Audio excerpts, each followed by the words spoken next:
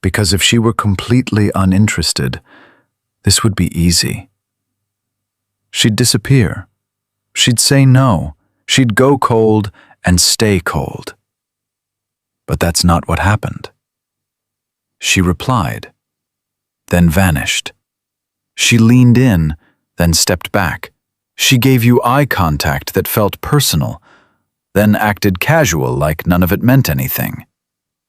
And now you're stuck with the one thing that drains people the fastest: ambiguity.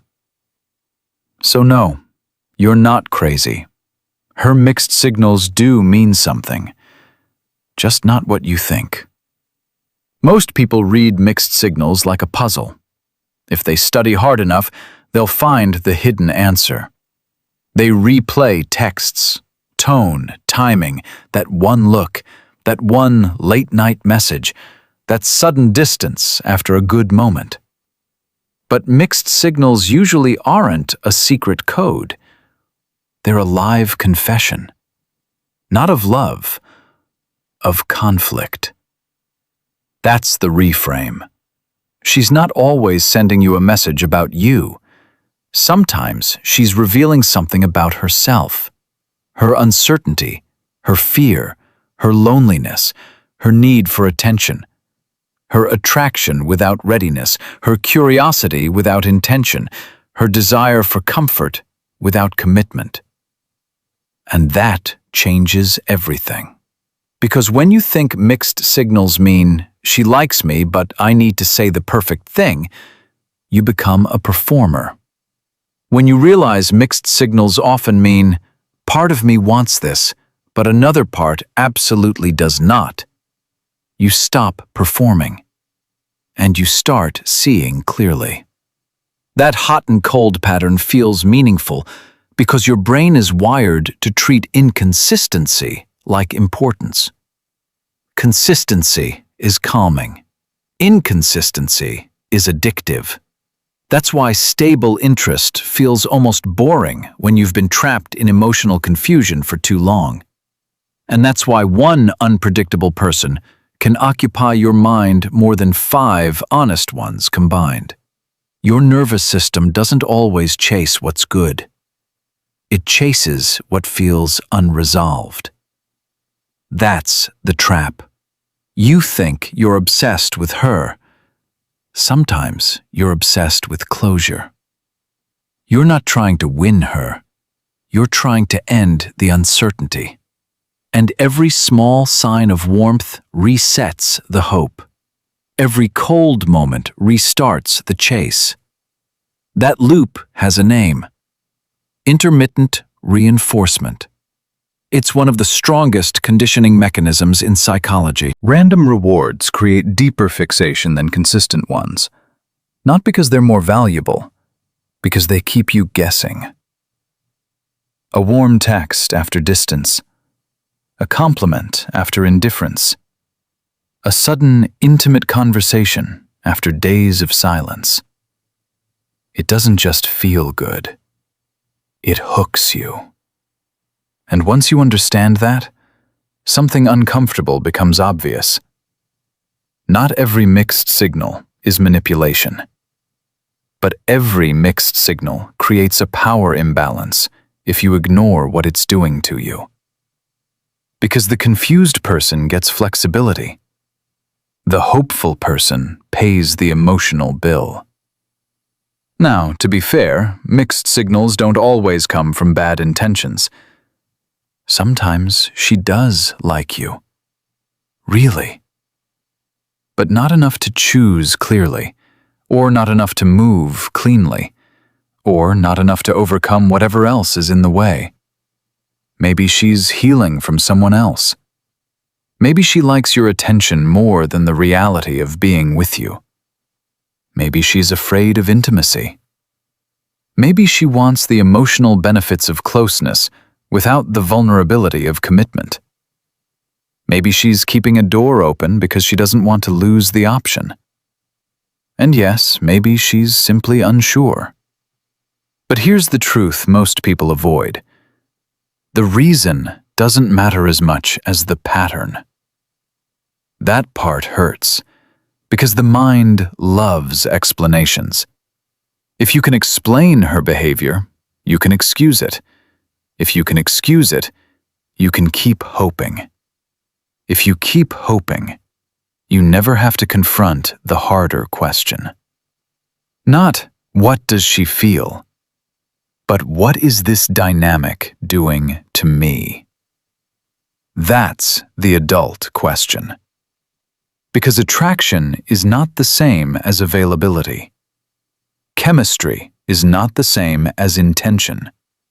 And interest is not the same as investment.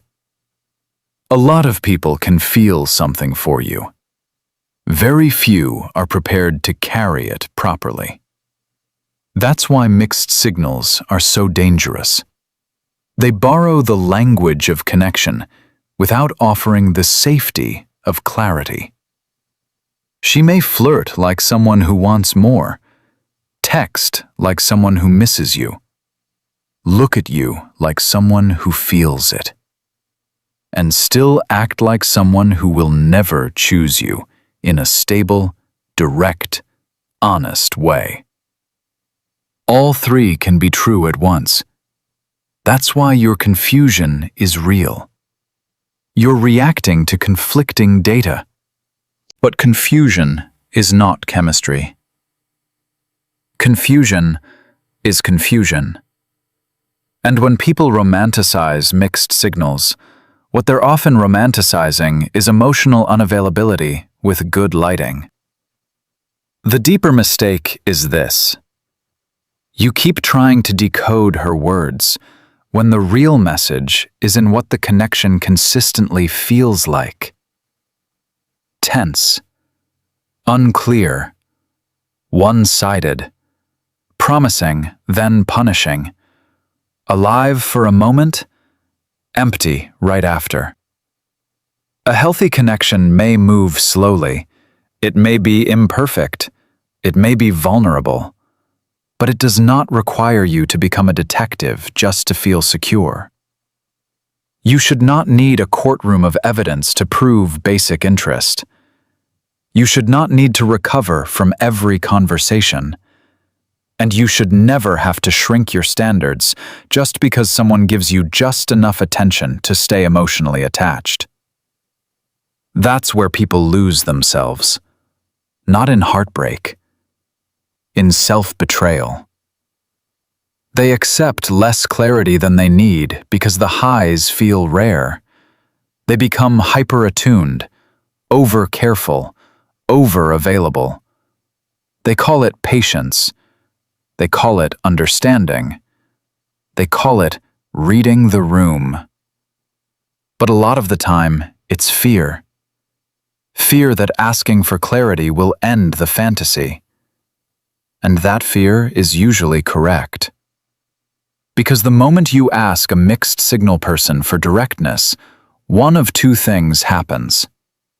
Either they rise into clarity, or they retreat into vagueness. Both answers help you. Only one feels good immediately. This is why the strongest move is not decoding harder. It's changing the conditions. Stop rewarding ambiguity with access. Stop giving full emotional presence to half-formed intention. Stop acting like potential deserves the same treatment as commitment. This is the part nobody tells you, and it's the payoff most people learn too late. Mixed signals become clear the second you stop being endlessly available to them. That's the insider truth. Ambiguous people often rely on your willingness to hold the emotional tension for both of you. You keep the conversation warm. You reopen the door. You excuse the inconsistency. You absorb the uncertainty. You keep translating confusion into hope. The moment you stop doing that, reality surfaces fast. If she genuinely values the connection, clarity increases. If she only valued access, she fades. Either way, you win information. And information is freedom. So if you want to know what her mixed signals really mean, don't ask what she says when she feels lonely, bored, nostalgic, or momentarily drawn to you. Watch what happens when there's a standard, when there's space, when there's a boundary, when you stop chasing the next breadcrumb and quietly step back. Does she become more honest, more intentional, more consistent? Or does the whole thing collapse without your effort holding it up? That answer is worth more than 1,000 late-night conversations. Because the clearest truth in dating is not who feels something in a moment. It's who can sustain something in reality. And that's the standard that protects your peace. So no, you were never crazy. You were picking up on something real. The inconsistency was real. The tension was real. The pull was real. But real does not always mean right. And it definitely doesn't mean safe. Sometimes mixed signals mean she likes you. Sometimes they mean she likes the feeling of being liked by you. Sometimes they mean she's fighting herself. Sometimes they mean you're standing in the doorway of someone who has no intention of inviting you in. Your job is not to decode every flicker. Your job is to notice the pattern, respect yourself, and respond to what is repeated. Not what is promised, not what is implied, not what almost happened. What is repeated. Because in the end, mixed signals don't become painful because they're mysterious. They become painful because you keep treating inconsistency like a beginning, when it's usually a warning.